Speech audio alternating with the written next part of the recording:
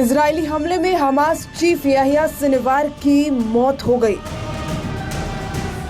Hamas नेता Sinwar की मौत के बाद अमेरिका और जर्मनी ने अब दावा किया है कि गजा पट्टी में संघर्ष खत्म करने की दिशा में सहजता से आगे बढ़ा जा सकता है। मगर इस बीच ईरान के सर्वोच्च नेता अयातुल्लाह अली खामेनी ने एक बड़ा बयान दे दिया है।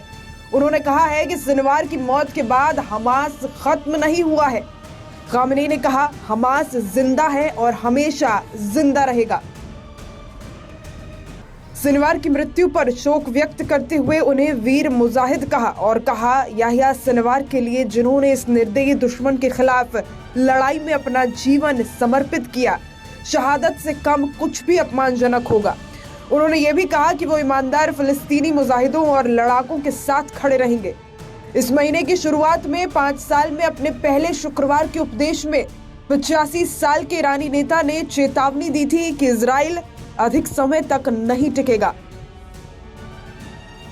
तो वहीं हमास नेता याह्या सिनवार की मौत के बाद जर्मन विदेश मंत्री अन्नालेना और अमेरिकी विदेश मंत्री एंटनी ब्लिंकेन ने संयुक्त बयान में कहा कि याह्या सिनवार एक निर्दयी हत्यारा और आतंकवादी था जो इजराइल को खत्म करने और वहां के लोगों को मौत के घाट उतारने पर उतारू था।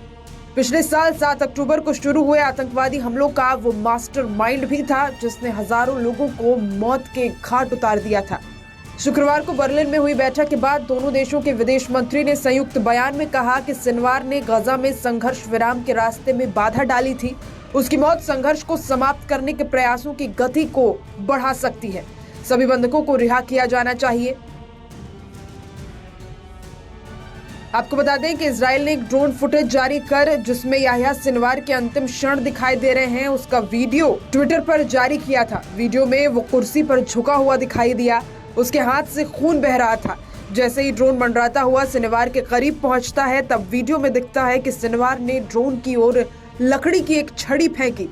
इसके तुरंत बाद एक टैंक शैल इमारत पर दागा गया और बाद में वहां से सिनवार का शव बरामद हुआ।